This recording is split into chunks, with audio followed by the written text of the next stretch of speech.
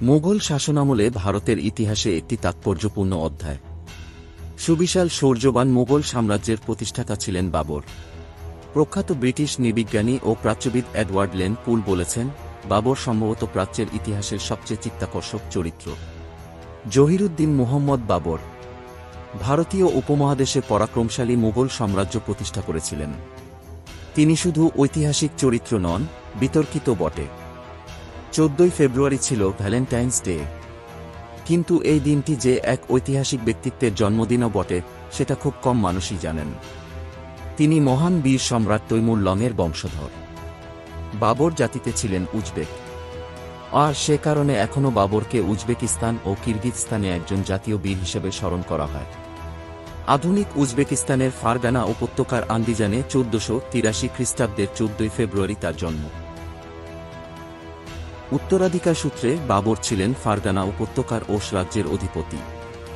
এটি বর্তমানে আধুনিক কিরগিজস্তানের একটি অংশ। ওশ এর সুলাইমান পর্বতের চূড়ায় তিনি একটি মসজিদ নির্মাণ করেন। সুউচ্চ সুলাইমান পর্বত যেন বাবরের মহত্ব ঘোষণা করত সর্বদা। বাবরের পিতা ওমর শেখ মির্জা ছিলেন ফারগানা রাজ্যের গভর্নর। দিগ্বিজয়ী মহাবীর তৈমুর দ্য গ্রেট ছিলেন তার প্রপিতামহ। পিতার মৃত্যুর কারণে মাত্র 12 বছর বয়সে বাবর ফারগানা সিংহাসনে আসীন হন। কিশোর বাবর সিংহাসনে বসার পরপরই বিদ্রোহের সম্মুখীন হন। মাত্র 14 বছর বয়সে বাবর সমরখন্দ বিজয় করতে সক্ষম হন। বাবর নিজেকে তার প্রপিতামহের যোগ্য উত্তরসূরি হিসেবে প্রমাণ করেন। কিন্তু নিয়তির পরিহাস তার পিছু কখনো ছাড়েনি। সমরখন্দ জয় করতে গিয়ে তিনি ফারগানার কর্তৃত্ব হারিয়ে বসেন। আবার যখন ফারগানা পুনরাধিকার করতে রওনা দেন, শত্রুপক্ষ এসে তার অনুপস্থিতিতে সমরখন্দ দখল করে নেয়। 1501 সালে মুহম্মদ সাহেবানী খানের দখল থেকে সমরখন্দ ও ফারগানা মুক্ত করতে অভিযান চালিয়ে পরাজিত হন বাবর। 1504 সালে বাবর কাবুল দখল করে নেন। কাবুলের শাসনভার তখন ছিল উলুগ বেগের শিশু উত্তরাধিকারীর হাতে। তাই বাবরের জন্য কাজটা ছিল তুলনামূলকভাবে সহজ। অতঃপর বাবর পারস্যের সাফাভিদ সাম্রাজ্যের সঙ্গে মৈত্রী গড়ে তোলেন ও তাদের সহযোগিতায় সমরকন্দসহ তুর্কিস্তানের বেশ কিছু অংশ দখল করতে সমর্থ হন। কিন্তু সাহেবানীরা আবারও তাকে আক্রমণ করে রাজ্যচ্যুত করে। 3 বার পরাজিত হয়ে বাবর সমরখন্দের আশা ছেড়ে দেন। দক্ষিণের ওপর নজর পড়ে তার। উত্তর ভারতের ইন্দো গঙ্গা সমভূমি তখন ইব্রাহিম লোদির দখলে। ইব্রাহিম ছিলেন আফগানিস্তানের লোদি বংশের শাসক। পাঞ্জাবের শাসক ছিলেন দৌলত খান লোদি। অন্যদিকে রাজপুতনার রাজা ছিলেন মেবারের রাজপুত বংশের রানা সাঙ্গা। অনেক ঐতিহাসিকদের অভিমতে এবং বাবরের স্বরচিত আত্মজীবনী বাবরনামা থেকে জানা যায়, দৌলত খান লোদি ও রানা সাঙ্গার প্ররোচনায় বাবর ইব্রাহিম লোদির দিল্লির সিংহাসন দখলে উদ্বুদ্ধ হন। উল্লেখ্য, দৌলত খান লোদি ছিলেন নিজ বংশ থেকে বিতাড়িত বিদ্রোহী এক যোদ্ধা। তিনি দিল্লির মসনদে কিছুতেই ইব্রাহিম লোদিকে মেনে নিতে পারছিলেন না। 1519 সালে বাবর চন্দ্রভাগা, পাকিস্তানে অবস্থিত নদীর তীরে পৌঁছান। রাজ্য হারিয়ে তিনি তখন দিশেহারা। তৈমুরের সময়কালে পাঞ্জাব ছিল তার বিশাল রাজত্বের একটি অংশ। তাই বাবরও চাইছিলেন অন্তত পাঞ্জাবের কর্তৃত্ব নিয়ে তার প্রপিতামহের সাম্রাজ্য কিছু অংশ হলেও টিকিয়ে রাখা। তাই 1524 সাল পর্যন্ত তিনি কেবল পাঞ্জাব দখলের পরিকল্পনা আঁকতেই ব্যস্ত ছিলেন। কিন্তু পাঞ্জাবের তৎকালীন শাসনকর্তা ও ইব্রাহিম লোদির চাচা দৌলত খান লোদির পরামর্শে বাবর দিল্লির সিংহাসনের বিষয়ে উচ্চাভিলাষী হয়ে পড়েন। বাবর দৌলত খানের সঙ্গে মিলিত হতে পাঞ্জাব অভিমুখে অগ্রসর হন। কিন্তু গিয়ে দেখেন ইব্রাহিমের সৈন্যরা ইতিমধ্যে দৌলত খানকে বিতাড়িত করে দিয়েছে। প্রতিশোধ নিতে গিয়ে বাবর ইব্রাহিমের সৈন্যদের ছত্রভঙ্গ করে টানা 2 দিন লাহোরে অগ্নিকাণ্ড চালান, তারপর দিনাজপুরের উদ্দেশ্যে যাত্রা করেন। তার আগে ইব্রাহিম লোদির আরেক বিদ্রোহী চাচা আলম খানকে লাহোরের দায়িত্ব দিয়ে যান। এখানেও বাবরের জন্য অপেক্ষা করছিল দুর্ভাগ্য। আলম খান দ্রুতই লাহোরের দখল খুইয়ে বসেন, পালিয়ে কাবুল চলে যান। এর জবাবে বাবর আলম খানকে কাবুলে সৈন্য সরবরাহ করেন। আলম খান সেই বাহিনী নিয়ে দৌলত খানের সঙ্গে মিলিত হন। 2 বাহিনীর সম্মিলিত সৈন্য সংখ্যা ছিল প্রায় 30,000।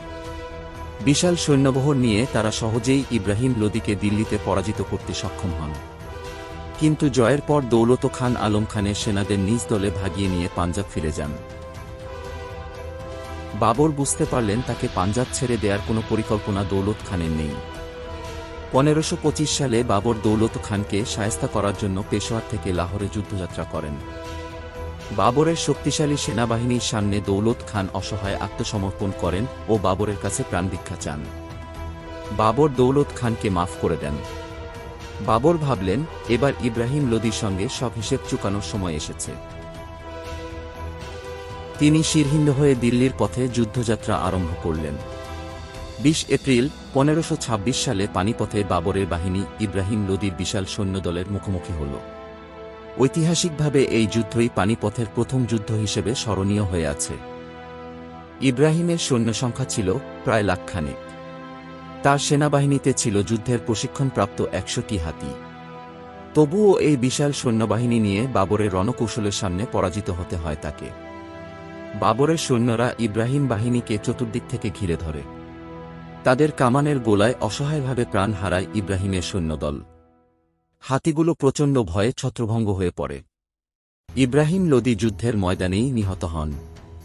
পানিপথের প্রথম যুদ্ধ জয় করে বাবর দিল্লি ও আগ্রার সিংহাসন দখল করে নেন এবং মুঘল সাম্রাজ্যের ভিত্তিপ্রস্তর স্থাপন করেন।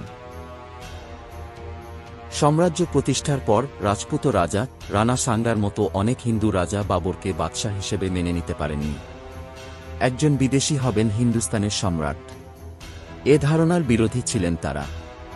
যে কারণে রানা সাঙ্গা ইব্রাহিম লোদির ঘোর বিরোধী ছিলেন, ঠিক সে কারণেই তিনি বাবরের বিরোধিতা শুরু করলেন। এর ফলে বাবর ও রানা খানোয়ার যুদ্ধে লিপ্ত হন। বাবর তার রণকৌশল বলে এ যুদ্ধেও জয়লাভ করেন। বাবর একজন কৌশলী যোদ্ধাই ছিলেন না, তিনি ছিলেন একজন শক্তিশালী কবি। তার রচিত অনেক কবিতা লোকগীতিতে রূপায়ণ করা হয়েছে। তুর্কি ভাষায় রচিত তার নিজের লেখা আত্মজীবনী বাবরনামা, যা পরবর্তীতে সম্রাট আকবরের সময়কালে ফার্সি ভাষায় অনুবাদ করা হয়। 1530 সালে বাবর মৃত্যুবরণ করেন। তার মৃত্যুর পর উত্তরাধিকার সূত্রে মুঘল সাম্রাজ্যের অধিপতি হন বাদশাহ হুমায়ুন। তার ইচ্ছা অনুযায়ী মৃত্যুর পর তাকে কাবুলের বাগি বাবরে সমাহিত করা হয়। বাবর বেশ কয়েকজন নারীর সঙ্গে বিবাহ বন্ধনে আবদ্ধ হন। তার প্রথম স্ত্রী ছিলেন আয়েশা সুলতান বেগম। সম্পর্কে তারা ছিলেন চাচাতো ভাই বোন। তার পুত্রদের মধ্যে উল্লেখযোগ্য ছিলেন হুমায়ুন, কামরান মির্জা ও হিন্দাল মির্জা। হুমায়ুন ছিলেন সম্রাট বাবর ও মাহাম বেগমের 4 সন্তানের একমাত্র জীবিত সন্তান। পুত্র হুমায়ুনের প্রতি বাবরের ছিল অশেষ স্নেহ। হুমায়ুনের প্রতি বাবরের ভালোবাসার নিদর্শন স্বরূপ একটি গল্প প্রচলিত আছে। হুমায়ুন একবার কঠিন রোগে শয্যাশায়ী হলেন। কোনো ওষুধপথ্যই কাজে আসছে না। আস্তে আস্তে মৃত্যুর কোলে ঢলে পড়ছেন মুঘল সাম্রাজ্যের উত্তরাধিকার হুমায়ুন। তারপর এক ঋষি এসে হাজির হলেন সম্রাট বাবরের দরবারে। বললেন, যদি সবথেকে মূল্যবান জিনিসটি বিসর্জন দিতে পারেন, কেবল তখনই হুমায়ুনকে সুস্থ করতে পারবেন। বাবর জিজ্ঞেস করলেন, কি ধরনের মূল্যবান জিনিস বিসর্জন দিতে হবে? ঋষি জবাব দিলেন, কোহিনূর দিয়ে দিন, ওটিই সবচেয়ে মূল্যবান। বাবর বললেন, কোহিনূর হীরার উত্তরাধিকার তো আমার পুত্র, ওই হীরা যে আমার নয়। আর যদি হয়েও থাকে আমার সম্পত্তি, সামান্য একটি হীরা কিভাবে আমার ছেলের জীবনের বিনিময় হতে পারে? আমার নিশ্চয় এমন কিছু বিসর্জন দেওয়া উচিত যার মালিক শুধু আমি। এ বিশাল সাম্রাজ্য, ধন দৌলত, কিছুই আমার পুত্রের জীবনের বিনিময় হতে পারে না। বাবর মৃত্যু পথযাত্রী হুমায়ুনের শয্যা 3 বার প্রদক্ষিণ করে আল্লাহর কাছে প্রার্থনা করলেন, হে খোদা, নিজ জীবনের চেয়ে আর কিছু মূল্যবান নয়, আমার জীবন নিয়ে পুত্রের জীবন ভিক্ষা দিন।